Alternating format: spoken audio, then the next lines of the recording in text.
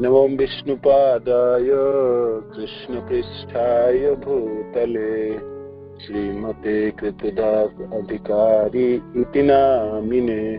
नमो विष्णुपादाय कृष्णपृष्ठाय भूतले श्रीमते भक्तिवेदांत स्वामी इति नामिने। नमस्ते सारस्वते देवे गौरवाणी प्रचारिणे निर्विशेष शून्यवादी पाश्चात्य देशतारिणे। जय श्रील प्रभुपाद की जय, गुरु महाराज की जय। निताय गौर प्रेमानंदे। हरि हरि बोल, हरि बोल। ओम अज्ञानतिमिरन्धस्य ज्ञानाञ्जनशलाकया चक्षुरुन्मीलितं येन तस्मै श्री गुरुवे नमः।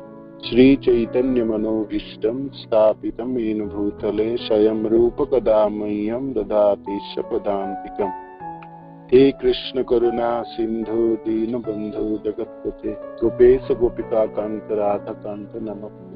तप्त कांचन गौरांगी राधे वृंदावनेश्वरी कृष्णानुसुते देवी प्रणमामि हरि हरि। वाञ्छा कल्पतरुभ्यश्च कृपा सिन्धुभ्यैव च पतितानां पावनेभ्यो वैष्णवेभ्यो नमो नमः। जय श्री कृष्ण चैतन्य प्रभु नित्यानंद श्री अद्वैत गदाधर शिवासादि गौर भक्त वृंद। हरे कृष्णा कृष्णा कृष्णा हरे हरे, हरे राम राम राम हरे हरे। श्रील प्रभुपाद की जय, गुरु महाराज की जय। निताय गौर प्रेमानंद हरि हरि। आप सब भक्तवृंद की जय। तो आज हम श्री उपदेशामृत शुरू कर रहे हैं। श्रील रूप गोस्वामी पाद द्वारा रचित एक ग्रंथ है, आप सब जानते हैं। और इस ग्रंथ में 11 श्लोक हैं, छोटी सी बुक है।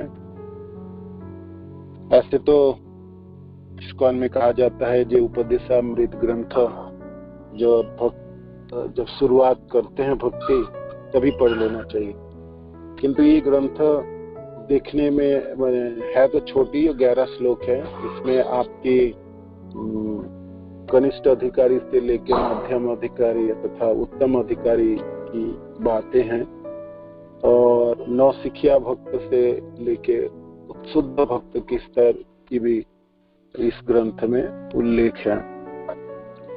रूप गोस्वामी पाद ये ग्रंथ की ये रचना उनके अनुयायी के लिए की है, माने अपने जनों के लिए किए हैं। तो जो हम विशेष करके गौड़िया वैष्णव हम अपने को कहलाते हैं, हम गौड़िया संप्रदाय में हैं। श्री माधव गौड़िया संप्रदाय के हम भक्त जन, साधक जन हैं। तो उस गौड़िया संप्रदाय के जो अध्यक्ष है, जो गोस्वामी है, उसमें रूप गोस्वामी पाद है।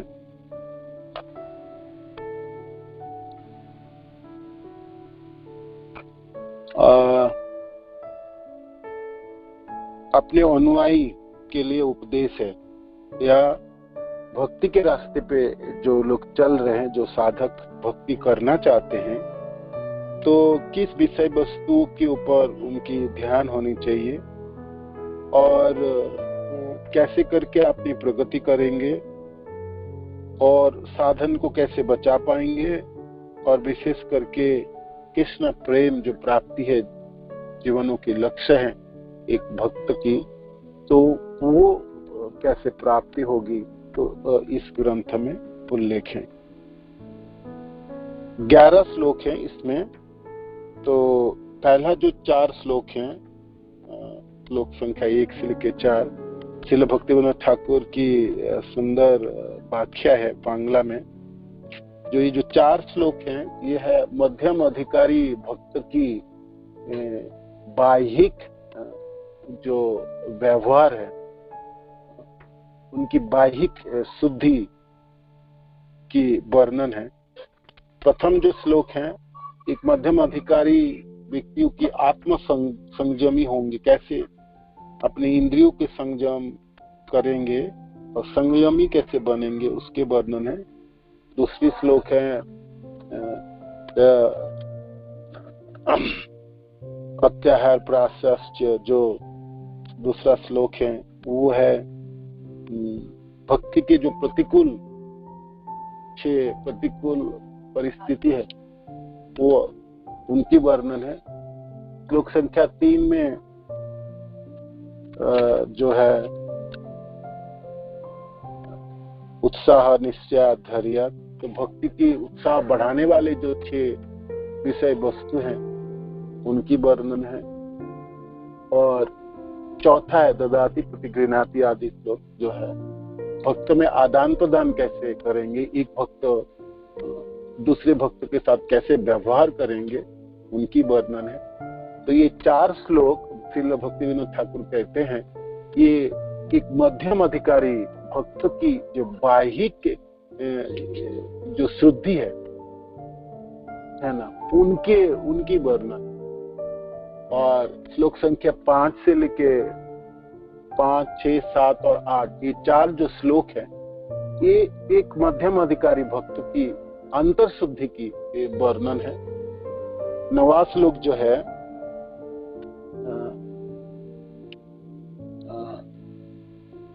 मैं आपको बताता हूँ। श्लोक संख्या 9 है, श्लोक संख्या 9 में 7, 8 और 9 में वैकुंठ जनित बड़ा मधुपुरी आदि श्लोकों में तो वर्णन है। ये भजन स्थली है, तरह तरह के भजन स्थली हैं, धाम है भगवान की, भगवान वैचित्रमय है, उनकी धामों की विचित्रता है और सर्वत्र धाम विराजमान होती हैं। तो उस धामों में जितने भी भजन स्थल है, जितने भी भगवान के धाम हैं, उनमें से श्रेष्ठ क्या धाम है वो वर्णन ये 9 श्लोकों में है। 10 श्लोक संख्या जो 10 है उसमें भजन करने वाले भक्त तरह तरह के हैं, तरह तरह के भजन करने वाले भक्त हैं। जैसे कनिष्ठ अधिकारी है, मध्यम है, उत्तम अधिकारी है, कोई भाई गोष्ठानंदी है, कोई भजनानंदी है ना, ये भी विभाजन है। तो भजन करने वाले भक्त में कौन सर्वश्रेष्ठ है, इसके बारे में ये श्लोक संख्या 10 है ना, 10 नंबर श्लोक उनके बारे में वर्णन है। और जो अंतिम श्लोक 11 है, तो 11 श्लोक जो है राधा कुंड की जो महिमा उसको वर्णित है ना, राधा रानी की प्रेम और विशेष करके राधा कुंड की अपार महिमा की वर्णन है। तो आप देख रहे हैं इस श्लोक संख्या 1 जहां आत्म संयम से शुरू करके भक्ति को बढ़ाने वाले, भक्ति को रोकने वाले, वैष्णव जनों में आदान प्रदान करने वाले, अंतर शुद्धि के बारे में वर्णन है और भजन स्थली और भजन करने में श्रेष्ठता भक्त जनों की वर्णन है और अंतिम में राधा कुंड की महिमा वर्णित है। तो प्रेम किस तरह है ना, सर्वोपरि प्रेममयी राधा रानी की भावना और उनकी भजन, उनके जो जगह है राधा कुंड की महिमा पर 11 श्लोकों में रूप गोस्वामी पाद आपको एक साधक को अपने भक्तिमय जीवन में साधना से शुरू करके प्रेममय स्तर तक पहुंचने की आलेख्य जो उन्होंने इसमें वर्णन किए हैं। तो श्रील प्रभुपाद कहते थे एक भक्त को अपने भक्ति में प्रगति के लिए 4 शास्त्र उपयुक्त है, मैंने 4 बुक होंगे उनके पास तो सब कुछ है। एक तो गीता, एक भक्ति सामित सिंधु, दूसरी ईशोपनिषद और चौथा जो बुक उपदेशामृत है, परिपूर्ण भक्ति शास्त्री कोर्स में भी ये पढ़ाए जाते हैं। तो श्री उपदेशामृत जो उपदेश रूप गोस्वामी पाद यहाँ पर वर्णन किए हैं वो रूप गोस्वामी पाद चाहते हैं ये आने वाले उनके सारे अनुयायी जो अपने को रूपानुग कहलाएंगे, है ना, तो वो इनको पढ़ेंगे, श्रवण भी करेंगे और इनको अपने जीवन में उतारेंगे भी। हम सिर्फ पढ़े और सुने और उनको अपने जीवन में नहीं उतारेंगे तो फिर इससे हम बहुत ज्यादा लाभान्वित नहीं हो सकेंगे। हमारी जो प्रगति है हमारी मनोभाव के ऊपर निर्भर करेंगे। तो आइए आज हम इस क्लास में हम इस ग्रंथ की आमुख के ऊपर आलोचना करते हैं और कल से श्लोक शुरू करेंगे, है ना। आमुख तथा प्रीफेस कहते हैं। श्रील प्रभुपाद की 1.5 पेजों की 2.5 पेज की आमुख है, छोटी सी है किंतु बहुत सुंदर है और हर लाइन और हर शब्द हम सबों के लिए तात्पर्य पूर्ण है और याद रखने वाली है। जैसे हम श्लोक याद करते हैं तो इस उपदेशामृत ग्रंथ की तो आमुख की हर लाइन हमारे जीवन में माने हमको याद होनी चाहिए, ऐसा नहीं हृदयंगम भी करनी चाहिए। पहला आपको लाइन में पढ़ के सुनाता हूँ तो उससे आप पता चलेंगे। कृष्ण भावनामृत आंदोलन श्रील रूप गोस्वामी की अध्यक्षता में संचालित होता है। प्रभुपाद वर्णन करते हैं।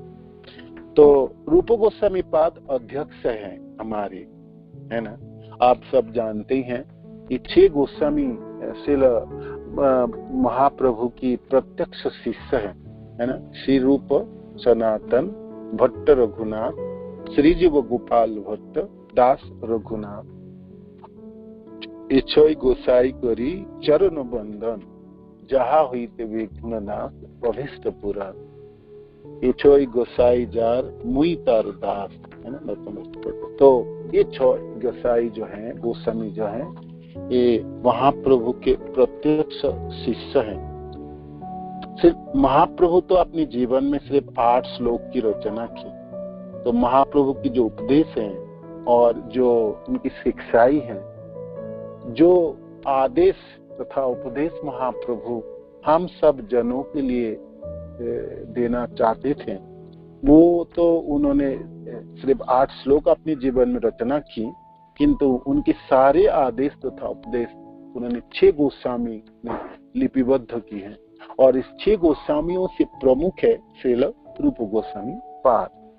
ऐसे तो आयु के हिसाब से रूप गोस्वामी पाद और सनातन गोस्वामी पाद 2 भाई हैं और बड़े भाई हैं सनातन गोस्वामी और एक छोटे भाई थे रूप गोस्वामी पाद, किंतु हमारी संप्रदाय में रूप गोस्वामी प्रमुख है और प्रधान आचार्य है और उन्हीं के अध्यक्षता में ये संप्रदाय संचालित होती है। श्रील प्रभुपाद लिखते हैं। तो हम सबों के मन में प्रश्न है, भाई जब बड़े भाई हैं वो प्रमुख क्यों नहीं है, छोटे भाई क्यों प्रमुख बने?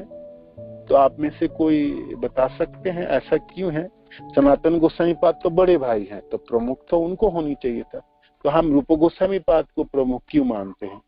आप कोई अनम्यूट करके बता सकते थोड़ी से किसी ने, जो हमारी संप्रदाय में हम रूप गोस्वामी पाद को क्यों प्रमुख मानते हैं, सनातन गोस्वामी पाद को क्यों नहीं? कोई बताइए कुछ।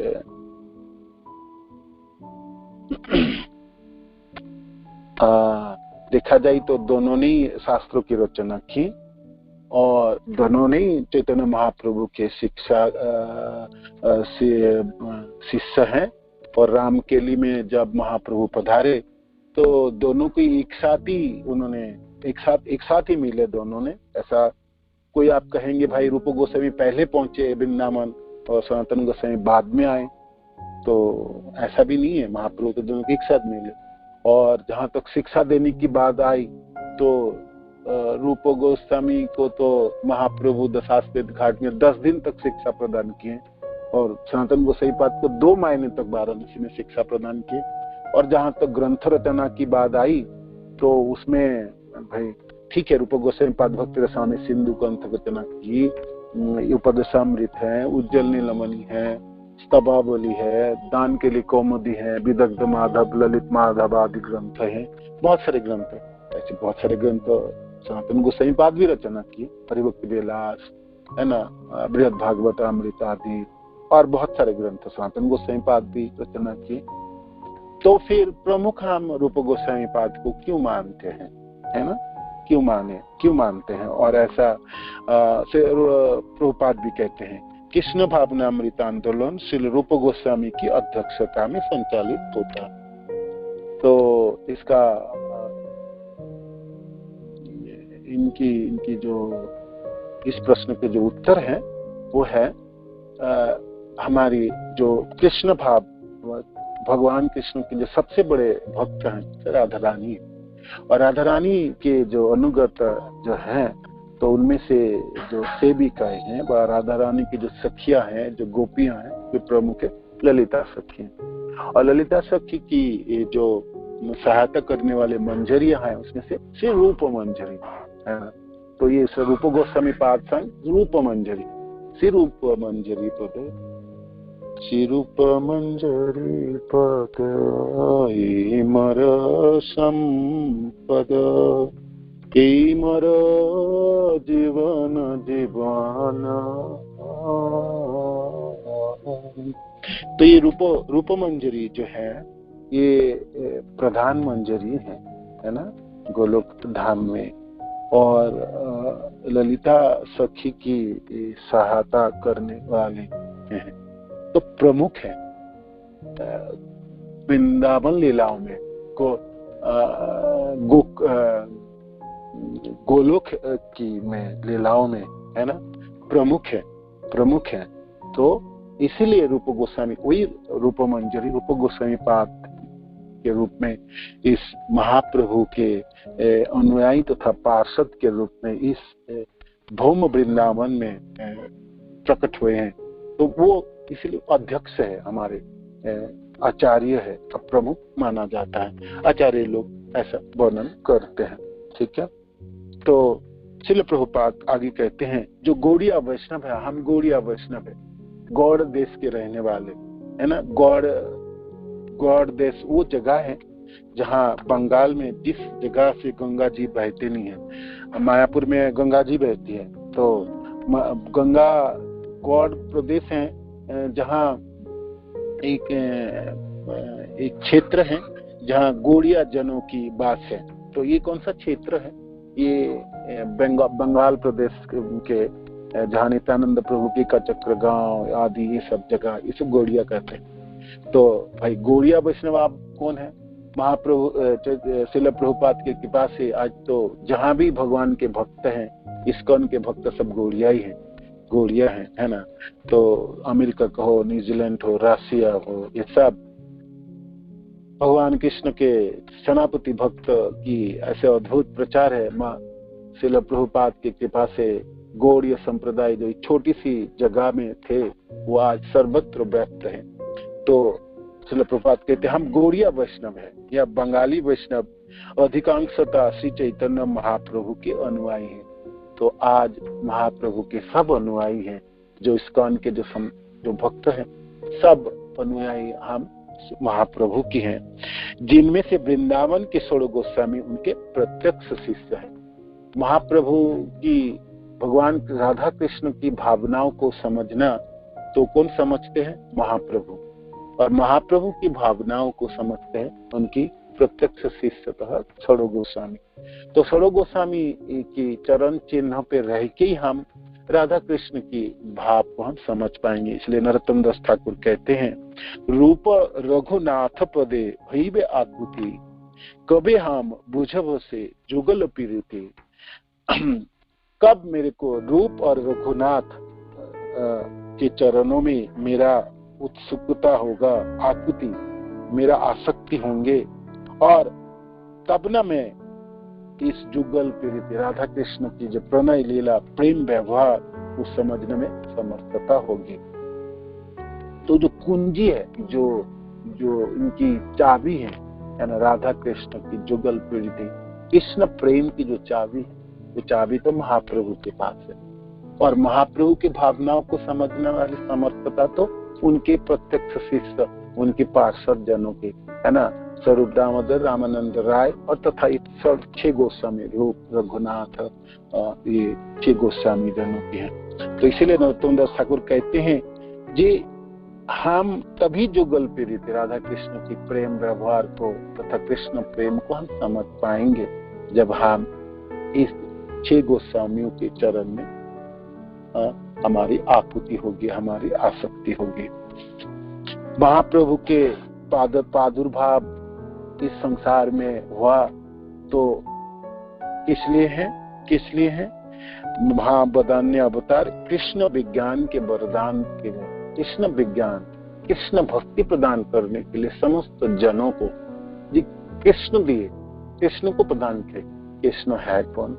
कैसे करके कृष्ण भक्ति किया जाए? कृष्ण तथ्य क्या है? कैसे करके कृष्ण को समझा जाए? कैसे करके नाता जोड़ पाएंगे कृष्ण से? तो ये तो महाप्रभु की वरदान है कि समस्त समाजों के लिए। भगवान कृष्ण के समस्त कार्यकलाप में से सबसे उत्कृष्ट है गोपियों के साथ उनके माधुर्य प्रेम की लीलाएं। चैतन्य महाप्रभु गोपियों में श्रेष्ठतम श्रीमती राधा रानी के भाव में प्रकट हुए। अतः भगवान श्री चैतन्य महाप्रभु के जीवन कार्यों को समझने तथा उनके पद चिन्हों का अनुगमन करने के लिए हमें 6 गोस्वामी श्री रूप, सनातन, भट्ट रघुनाथ, श्रीजीव, गोपाल भट्ट तथा दास रघुनाथ के अत्यंत गंभीरता पूर्वक अनुसरण करना चाहिए। हम करेंगे 6 गोस्वामियों की जो चरण चिन्ह पे चलेंगे, उनके उपदेश पे चलेंगे। हम वो जो शास्त्र हम सबों के लिए छोड़ दिए हैं उनको हम श्रवण करेंगे, पढ़ेंगे, प्रयास करेंगे समझने, तब ना हम महाप्रभु को ठीक से समझ पाएंगे। और महाप्रभु को समझ पाएंगे तो फिर हम राधा कृष्ण के समझ में हमारी समर्थता उत्पन्न होगी। आने वाले पैराग्राफ में श्रील प्रभुपाद कहते हैं, रूप गोस्वामी सभी गोस्वामियों में से नायक थे, हमारी अध्यक्ष है, हम सब रूपानुग है ना, हम रूपानुग है। रूप गोस्वामी के चरण चिन्ह पे चलने वाले। अनुग शब्द के अर्थ है अनुयायी है, जो किसी के पीछे पीछे चलते हैं। हम श्री रूप गोस्वामी के दिखा हुआ रास्ते के, दर्शा हुआ रास्ते पे चलते हैं। एक भक्त कैसे भक्ति करेंगे, भक्त के साथ कैसे मिलेंगे, भक्ति को कैसे बचा के रखेंगे, भक्ति में कैसे प्रगति हम करेंगे और कैसे हम अपने लक्ष्य को प्राप्त करेंगे, रूप गोस्वामी पाद ने हमको सब कुछ प्रदान किए हैं। इसलिए वो हमारे नायक हैं। उन्होंने हमारे कार्यकलाप के मार्ग निदर्शन करने के लिए तथा अनुसरण हेतु हमें यह श्री उपदेशामृत प्रदान किए। श्री उपदेशामृत उपदेशों की अमृत है, आध्यात्मिक ये विषय वस्तु है ना, भक्त है, साधक है, हमारी लक्ष्य कृष्ण प्रेम है। तो वहां तक पहुंचने के लिए कैसे हम पहुंच पाएंगे, कैसे सामर्थ्य जुटा पाएंगे, वो श्री उपदेशामृत द्वारा रूप गोस्वामी पधामों को हम सबको प्रदान किए। उपदेश की अमृत और श्री सौभाग्य युक्त है ना, महिमा मंडित है उपदेश। जिस प्रकार से चैतन्य महाप्रभु अपने पीछे शिक्षास्तक नाम से 8 छोड़े थे,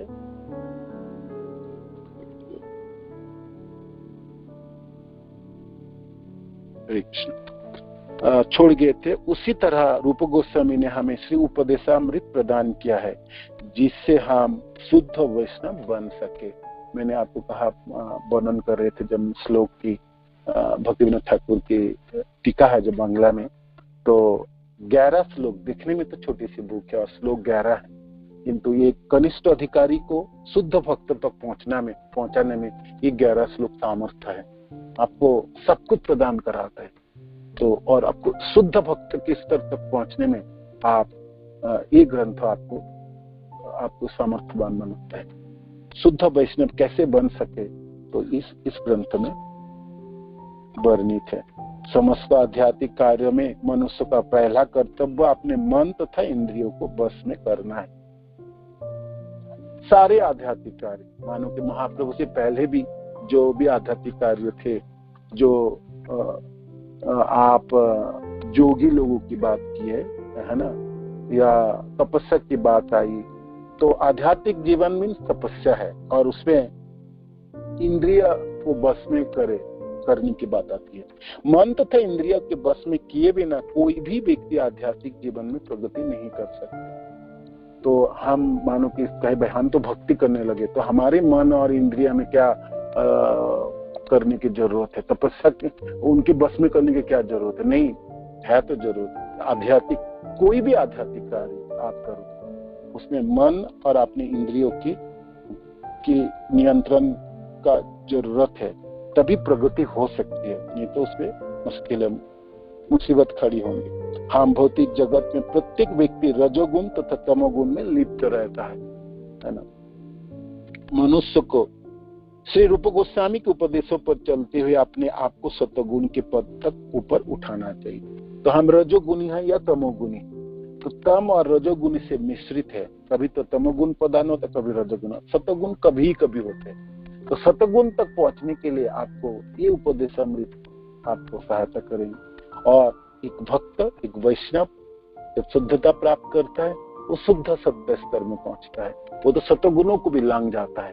तो शुद्ध सत्य स्तर तक भी पहुंचाने के लिए सामर्थ्यता उपदेशामृत के ये सारे श्लोक आपको प्रदान करेंगे। तभी आगे उन्नति करने के लिए प्रत्येक रहस्य स्पष्ट हो जाएगी।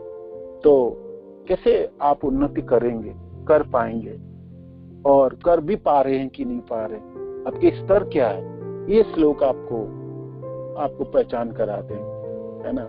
आप पढ़ते समय, याद करते समय, मनन करते समय, स्मरण करते समय आप अपने को देख पाएंगे। आपके सामने ये आईने की तरह काम करता है ये श्लोक। आपको दिखाएंगे आपके स्वरूप, जो आप कहाँ तक पहुंचे और कहाँ आप इसमें आप कमी कहाँ पर आपको खेल, है ना, किस चीजों में आपकी सुधार करनी चाहिए और कहाँ तक आपके पहुंचने हैं, लक्ष्य आपके कहाँ तक है। ठीक है, तो ये आईना की तरह है। ठीक है, आपकी प्रतिबिंब आपकी छवि को दिखाएंगे, आपके स्वरूप को प्रदर्शित कराएंगे और आपके भक्तिमय जीवन में आपके भक्ति के स्तर कहाँ पर है वो आपको दिखलाएंगे। तो ये ऐसे सक्षम ये ग्रंथ है ना। और इसके बाद की जो लाइन है इतने सुंदर है, और इस लाइन तो हम सबको याद रखने। एक लाइन पढ़ के आपको सुनाता हूँ। कृष्ण भावनामृत में प्रगति अनुयायी की मनोवृत्ति पर निर्भर करती है। आप सब लोग बोलिए, ठीक है, आप म्यूट ना भी करें, आप मेरे साथ साथ ही बोलिए शब्द को उच्चारण। कृष्ण भावनामृत में प्रगति अनुयायी की मनोवृत्ति पर निर्भर करती है। हम सब कृष्ण भावनामृत आंदोलन में भागीदारी बने हैं। हम भाई गुरुदेव की कृपा से, श्रील प्रभुपाद की कृपा से, थोड़े गोस्वामियों की कृपा से, और विशेष करके सर्वोपरि है ना कृपामय महाप्रभु की कृपा से हम इस आंदोलन में भागीदारी बन चुके। तो इसमें हमारी प्रगति हमारी मनोभाव के ऊपर निर्भर करेंगी। हमारी मनोभाव के ऊपर निर्भर करेंगे, कैसे मनोवृत्ति है हमारी, है ना, उसके ऊपर निर्भर करेंगे।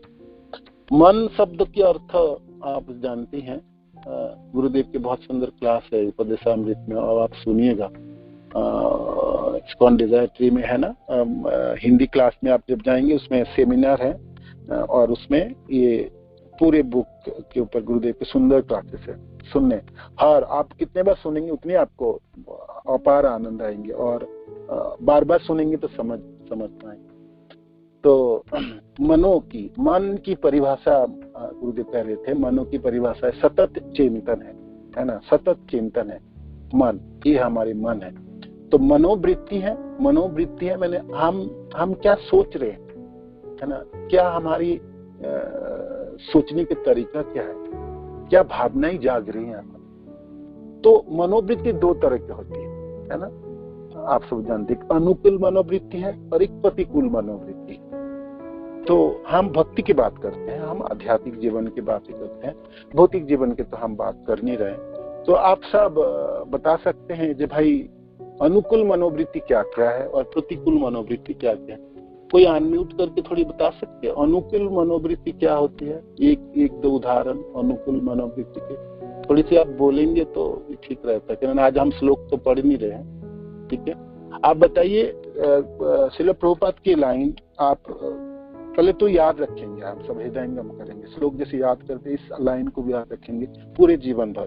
कृष्ण भावनामृत में प्रगति अनुयायी की मनोवृत्ति पर निर्भर करती है। आपकी कैसी मनोवृत्ति है, आपकी प्रगति निर्भर करेगी। तो मेरी प्रश्न है, मनोवृत्ति दो प्रकार के होते हैं, आप जानते हैं, अनुकूल मनोवृत्ति होती है और प्रतिकूल मनोवृत्ति। तो क्या अनुकूल, भक्ति के लिए अनुकूल क्या मनोवृत्ति होगी? क्या अनुकूल मनोवृत्ति, क्या अनुकूल मनोवृत्ति आप अपनाएंगे जिससे आपके भक्ति में चार चांद लगने वाले, प्रगति होने वाली? तो थोड़ी सी आप बताइए, एक एक करके एक दो उदाहरण बताइए जे कैसी भावना रखनी है जिससे हम भक्ति में प्रगति कर पाए। बोलिए, कोई अनम्यूट करके। सुन पा रहे आप? कोई सुनाई दे रहे ठीक से आपको? क्या बताइए। हरे कृष्ण। हरे कृष्ण। जी माता जी। हाँ बुद्ध बोलिए, अनुकूल मनोवृत्ति के उदाहरण बताइए। अनुकूल मनोवृत्ति इस तरह की होगी जैसे हर चीज जो है कृष्णा का है और यहाँ की जो भी चीजें वो कृष्णा की है और कृष्णा ही हमें पालते हैं, कृष्णा के दरबार में रहते हैं, सब कुछ कृष्णा का है। अनुकूल मनोवृत्ति मेरे को तो यही समझना। हाँ, नित्य किशोरी माता जी कहती हैं, बहुत सुंदर है, कि हम कृष्ण के हैं, कृष्ण के अधीन है हम, कृष्ण हमको पालते हैं, हम खिलाते जलाते, कृष्ण के संरक्षण देते हैं। जीवेर स्वरूप है कृष्ण नित्य दास, हम कृष्ण के दास हैं, हम भोक्ता नहीं है, हम भोक्ता राम तो कृष्ण है और कर्ता कृष्ण है, हम उनके सेवक हैं, है ना। ये एक अनुकूल मनोवृत्ति है, बहुत सुंदर है। और कोई और बताइए, जितने लोग आप सुन रहे हैं एक एक करके बताइए। अनुकूल मनोवृत्ति है जो आपको प्रगति प्रदान करेंगे आपकी भक्ति में। भावना, जो भावना आप, जैसी भावना होगी ऐसी आपकी प्रगति होगी, है ना। तो क्या भावना है, कौन सा भावना जो आपको प्रगति के ऊपर ले जाएंगे रास्ते पे? जैसे प्रतिकूल की भी बात करेंगे, पहले तो अनुकूल की बात बोलिए और बताइए। कोई,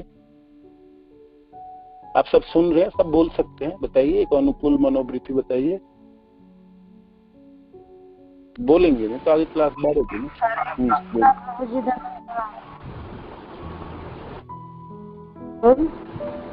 हरे कृष्णा।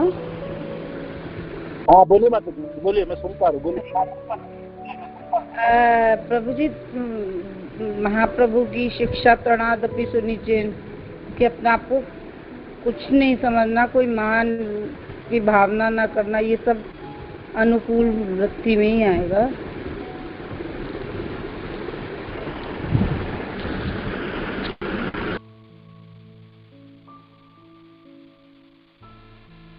जी, ये बहुत सुंदर है। तिनादपि सुनिचेन तररपि सहिष्णुना अमानीन मानदेन कीर्तनीय सदा है। तो ये अनुकूल मनोवृत्ति है, ये अनुकूल मनोवृत्ति है। कुछ है नहीं भाई, हम निष्कंचन अकिंचन, हमारे पास कुछ है नहीं।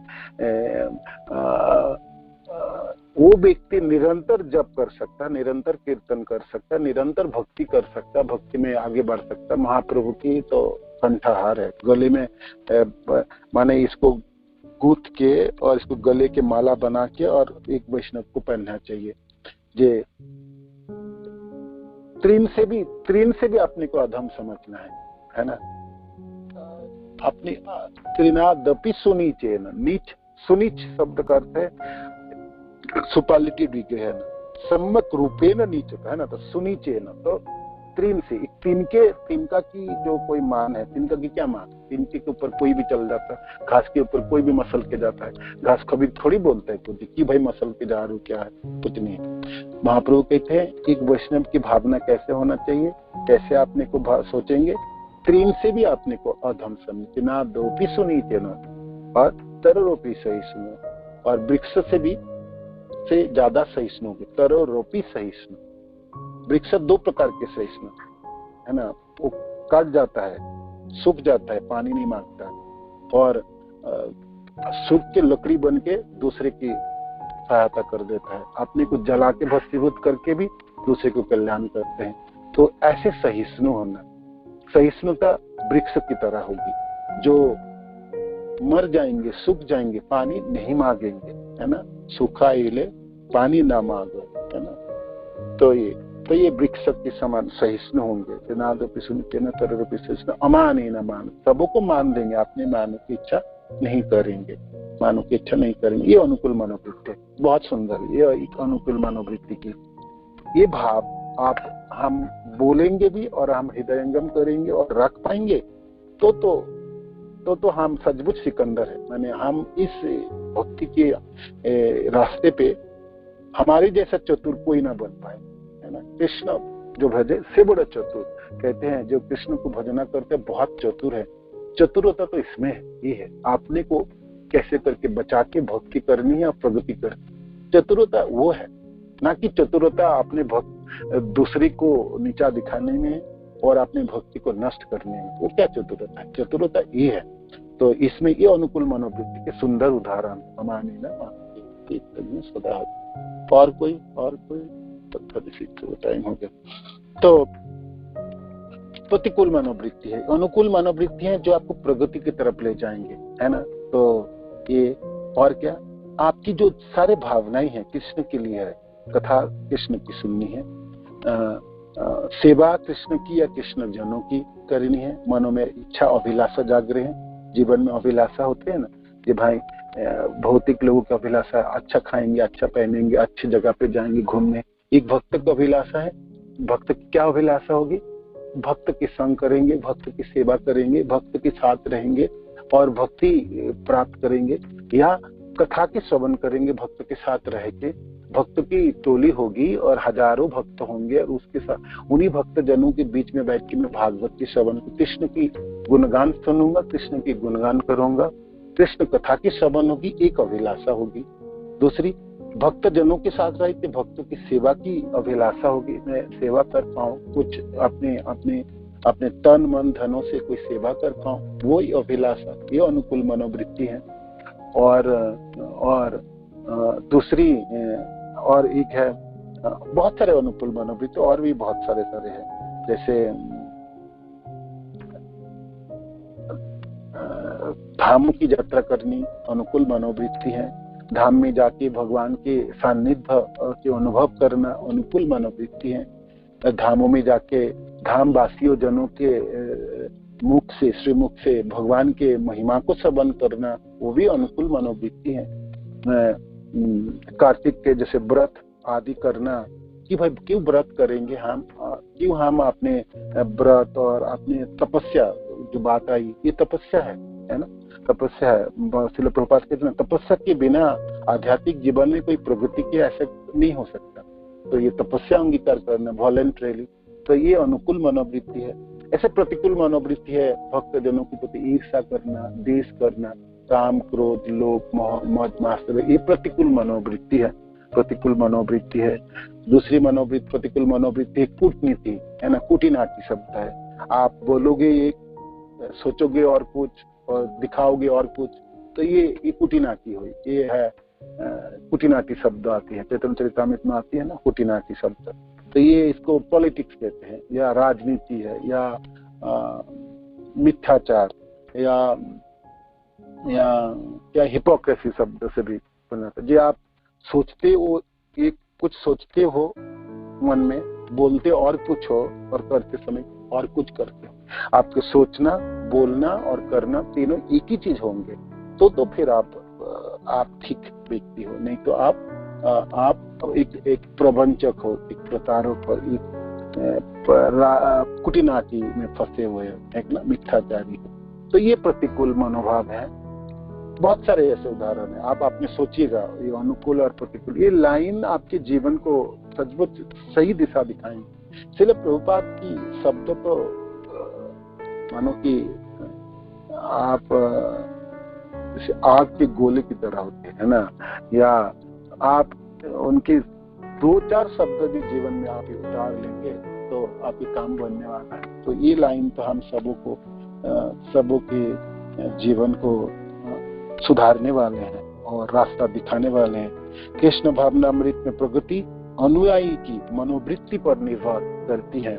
कृष्ण भावनामृत आंदोलन के अनुयायी को पूर्ण गोस्वामी होना चाहिए। वैष्णव जन सामान्यतः गोस्वामी कहे जाते हैं। वृंदावन में प्रत्येक मंदिर के संचालक यही पदवी से जाने जाते हैं। जो कोई कृष्ण का पूर्ण भक्त बनना चाहता है उसे गोस्वामी बनना चाहिए और उसे अपने इंद्रियों को नियंत्रण करना। आप भक्त बनना चाहते हैं, भक्त के रूप में आपके परिचय हो संसार में, तो आपके इंद्रिय की ऊपर नियंत्रण होनी चाहिए। गोस्वामी, गो शब्द है इंद्रिय, स्वामी मीन्स जो अपने प्रभु, जो अपने इंद्रियों के नियंत्रक है। इंद्रिया और स्वामी का अर्थ है प्रभु या मालिक। जब तक कोई अपने मन तथा इंद्रियों को बस में नहीं कर लेता तब तक यह गोस्वामी नहीं बन सकते।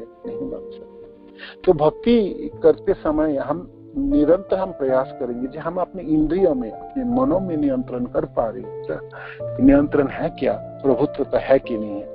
पहले गोस्वामी तथा बाद में भगवान का शुद्ध भक्त बनकर जीवन की सर्वोच्च सफलता प्राप्त करने के लिए मनुष्य को श्री उपदेशामृत नामक उपदेशों का पालन करना चाहिए। पहले भक्त बने, कनिष्ठ, मध्यम, फिर उत्तम और शुद्ध भक्त बनेंगे आप इस उपदेशामृत के उपदेशों को पालन करके, जिन्हें श्रील रूप गोस्वामी ने हमें प्रदान किए हैं। उन्होंने अनेक पुस्तकों की रचना की है, भक्ति स्वामी सिंधु, विदग्ध माधव, ललित माधव आदि। लेकिन श्री उपदेशामृत नए भक्त के लिए प्रारंभिक उपदेश है। मनुष्य को इन उपदेशों का पालन अत्यंत दृढ़ता से करना चाहिए, तभी अपना जीवन सफल बनाना अधिक सुगम होगा। भक्ति के रास्ता सुगम होंगे, हम इस उपदेश का पालन करेंगे। हमारे लिए कोई दंध ना रहेगा, विडंबना नहीं होंगे, हमारे पतन नहीं होंगे और हम कभी मायूस नहीं होंगे, ग्लानि से पर्यवसित कभी नहीं होंगे, हम हमेशा आनंदमय रहेंगे। हरे कृष्ण। ये श्री भक्ति वेदांत शील प्रभुपाद की जय। प्रभु जी हरे कृष्ण, दंडवत प्रणाम प्रभु जी। धन्यवाद हरि बोल। प्रभु जी सॉरी, बहुत ही लेट मैंने ज्वाइन, मैं ऑफिस से लेट आते ही मैंने शुरू किया, तो मैं थोड़ा तो मैं सुना 10 मिनट, लेकिन आज कौन सा लिया? चैतन्य चरितामृत लिया आज? नहीं सॉरी, उपदेशामृत लिया जी फर्स्ट से स्टार्ट किया। मैंने फर्स्ट से हमने श्लोक स्टार्ट नहीं किया, मैं आमुख पढ़ रहा था, आमुख के ऊपर आलोचना करे। कल से फर्स्ट श्लोक नहीं बस इसलिए जरा पूछना था मुझे, और बस ठीक है। प्रभु जी समय है 2 मिनट के लिए या फिर नहीं है? हाँ जी समय है। जब भी मतलब आपसे बात करते हैं तो कुछ ना कुछ प्रेरणा मिलती है। प्रभु जी ये अक्सर क्यों ऐसे होता है, इवन भक्तों में अपनी बात करता हूँ, क्योंकि अभी तो मैंने दीक्षा भी नहीं ली, अभी तो बहुत कुछ करना है। वो सब होने के बाद, सही तरह से फॉलो करने के बाद ही पता चलेगा नहीं आपको प्रोग्रेस किया मैंने, ठीक है।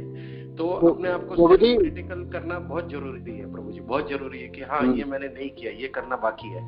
अब ये कभी कभी ऐसा क्यों होता है कि जैसे हम लोग बोलते हैं हमको पता है कि मैं नहीं करता और फिर भी हम लोग बोलते हैं मैंने किया, मैंने ये कि एक बात करता भाव यानी मेरा है एक।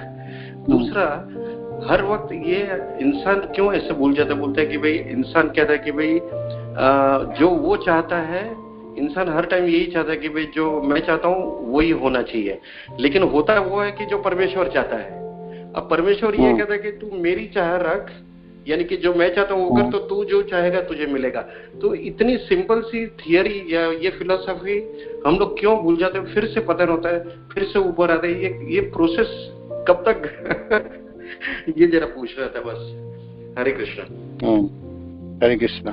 तो जी आपके जो प्रश्न है सब बहुत अच्छे हैं और आपके दंड भी हैं और ये सब प्रश्न शब्दों में रहते हैं।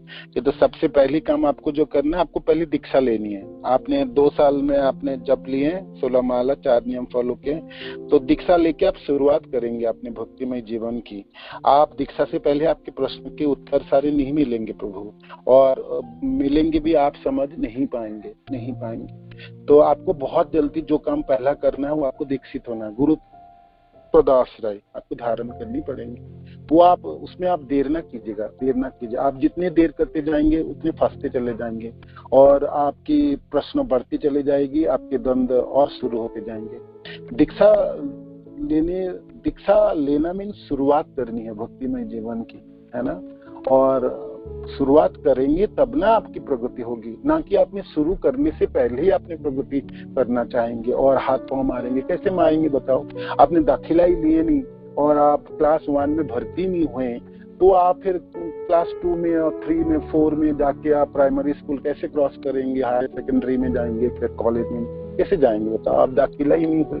तो पहले तो वो लायकात है कि मैं 16 माला जप करता हूँ और 4 नियम फॉलो कर पाऊँ प्रभुपाद की कृपा से, अपने गुरुदेव की कृपा से। तो आप गुरुचरण आश्रय धारण कीजिए, दीक्षा ले लीजिए। दीक्षा लेने से पहले बहुत सारे आपने इफ्स एंड बट्स ना जोड़िएगा, ना करिएगा। उससे तो आप बहुत जल्दी करिए, बहुत जल्दी शब्द का अर्थ है कि मैं 1 साल भी, 2 महीने भी, 2 दिन भी देर नहीं करूंगा। मैं अपने लायकात अर्जन कर लिया है। ये मेरा 2 साल हो गया जपने में और 4 नियम मैंने कर पा रहा हूँ। कितने अच्छे से कर पा रहा नहीं कर पाओ तो दीक्षा के बाद आप, दीक्षा शुरुआत है, इसलिए आप दीक्षित हो जाइए, है ना। दीक्षा ले लीजिए। मेरे पहले बिल्कुल प्रभु जी, नहीं बिल्कुल, ये नहीं, वो तो प्रणाम, वो तो आपने ऑर्डर दे दिया, खत्म। हाँ, या आप और माता जी दोनों एक साथ दीक्षित हो जाइए और दीक्षा होने के बाद फिर आप देखेंगे 50% प्रश्न आपके चले जाएंगे, है ना। आज जो आप प्रश्न आप पूछते हैं उसमें से 50-60% बिल्कुल निकल जाएंगे, आपके द्वंद धीरे धीरे निकल। और फिर जब गुरु चरण आश्रित होके जब धीरे धीरे आप गुरु परंपरा के आशीर्वाद प्राप्त हो जाएंगे तो द्वंद चला जाता है, आपके अज्ञान के अंधकार निकल जाता है, धीरे धीरे आप समझ पाएंगे। और फिर बाकी जीवन तो पड़ी है ना। दीक्षा में शुरुआत है, भक्ति की शुरुआत की है। फिर आप सीखेंगे सेवा क्या होता है, भक्त क्या होता है, भक्त के साथ संग कैसे किया जाती है, कैसे करके शास्त्र की पढ़ाई की जाती है, श्रवण की जाती है, कैसे करके सार वस्तु को ग्रहण किया जाता है, कैसे करके समय को बचाया जाता है। ये सब धीरे धीरे सीख जाएंगे, प्राप्त हो जाएंगे। ठीक है, ये एक बात है। दूसरी आपके प्रश्न की नहीं बस प्रभु जी, बहुत धन्यवाद आपका। और आपने बहुत अच्छा शब्द यूज किया, द्वंद, बहुत ये बड़ी बात है। खैर एनीवे, सारी बोल दूसरे वक्त भी बहुत है। नहीं, कोई बात नहीं, आपके चरणों में धन्यवाद। हरि बोल जी। और किसी को कोई है प्रश्न, कुछ कोई ऐड करना चाहते प्लीज कीजिए। कल से शुरू होगी श्लोक आपकी। हरे कृष्णा प्रभु जी, प्रणाम। दंडवत हो। हरि बोल प्रभु जी, मेरे को बस छोटी सी चीज पूछनी थी। जैसे हमारे 4 नियम और 16 माला ये अनुकूल मनोवृत्ति में आएगी, और 4 नियम जो फॉलो नहीं कर रहा और 16 माला पूरी नहीं कर पा रहा प्रतिकूल में आएगी आफ्टर इनिशिएशन, दीक्षा के बाद।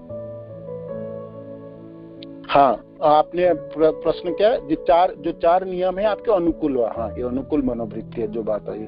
4 नियम पालन करना है और जपना तो स्वाभाविक है, अनुकूल कहिए, भगवान के नाम का आश्रय ग्रहण करें। आपने प्रश्न क्या थी प्रभु? प्रश्न क्या है आपका? वो क्लैरिफाई करना था कि जो 4 नियम 16 माला हम करते हैं आफ्टर इनिशिएशन, जो हमारे महाराज बोलते हैं, तो वो अनुकूल मनोवृत्ति में आएगी, और अगर हम वो प्रॉपरली नहीं कर पा रहे तो मतलब फिर वो प्रतिकूल में आएगी। हाँ, आप नहीं कर पाएंगे तो फिर वो आपके प्रतिकूल होता है। बात सही है। सपोज आपके मन आपको खाली नहीं रहेंगे, आपको भरा रहने पड़ेंगे, तो अनुकूल भावना को नहीं ग्रहण करेंगे, स्वाभाविक प्रतिकूल वो जगह अपने ले लेंगे। आप अपने 4 नियम और ये माला जब नहीं कर पाएंगे तो स्वाभाविक है आपके भक्ति की प्रगति रुकेंगे और उस जगह को, खालीपन को भरेंगे, भौतिक मनोवृत्ति आपको भर लेंगे, है ना। पाप भर जाएंगे, कुछ और जाएंगे। तो ये है, आप 4 नियम नहीं कर पा रहे तो और कुछ करेंगे ना। आप और कुछ कर रहे हैं उस समय, और कुछ सोच रहे हैं, आपने माला नहीं जप कर रहे थे, कोई भौतिक और माला जपने की जगह पे आप और कुछ कार्य कर रहे हैं, तो क्या कार्य कर रहे हैं, वो कोई भौतिक कार्य में होंगे, तो वो प्रतिकूल हो जाएंगे, वो प्रतिकूल परिस्थिति होगा, आपके भक्ति रुक जाएंगे, प्रगति आपके रुक जाएंगे, है ना, और आपकी पतन भी हो सकती है।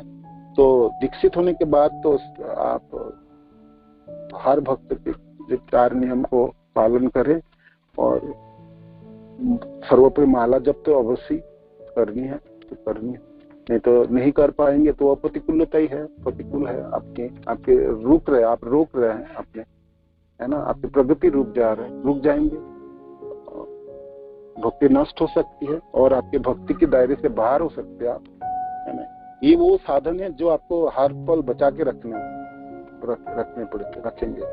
जैसे, है ना, जैसे ये एक युद्ध करने के लिए एक सैनिक के उनकी जो वर्मा है, जो उसके आभरण है वो, और उनके ढाल उनको चाहिए भाई, नहीं तो कोई भी मार गिराएंगे उसको, माया थोड़ी सी प्रहार से आपको गिरा देंगे, तो कैसे करके बचेंगे। ये 4 नियम और 16 माला तो आपकी आभरण है, जिससे आप माया की प्रहार से अपने को बचाओगे, है ना, बचाओगे, खड़े रहोगे तब ना आगे बढ़ोगे और प्रगति करोगे। जब खड़े नहीं रहोगे, गिर पड़ोगे और हार गए आपने, तो फिर क्या पता नहीं हो गया, आप कैसे लड़ोगे, क्या आपके अस्त्र ही नहीं रहा, कि आपके अस्त्र है ना, जिससे आप लड़ाई बहिरंगा शक्ति, माया शक्ति से लड़के अपने को बचा पाओगे, ठीक है ना। हरे कृष्ण, हरे कृष्णा। श्रील प्रभुपाद की जय, गुरु महाराज की जय, हरि बोल। तो बहुत सुंदर है, आप सब, हम सब भाग्यवान हैं जो उपदेशामृत को हम सुन पाएंगे, सुनेंगे, मनन करेंगे, याद कर पाएंगे। तो ये बुक, ये एक ग्रंथ हमारे जीवन के सुधारने वाले हैं और शुद्ध भक्ति तक हमको पहुंचाने वाला है। इतने सक्षम ये ग्रंथ, इतने महान ग्रंथ हैं, है ना, और छोटी सी ग्रंथ है, तो हम बड़ा धीरे धीरे पढ़ेंगे, समझने की प्रयास करेंगे, ठीक है ना। हरे कृष्णा। श्रील प्रभुपाद की जय, गुरु महाराज की जय, आप सब भक्तवृंद की जय, गौर प्रेमानंद।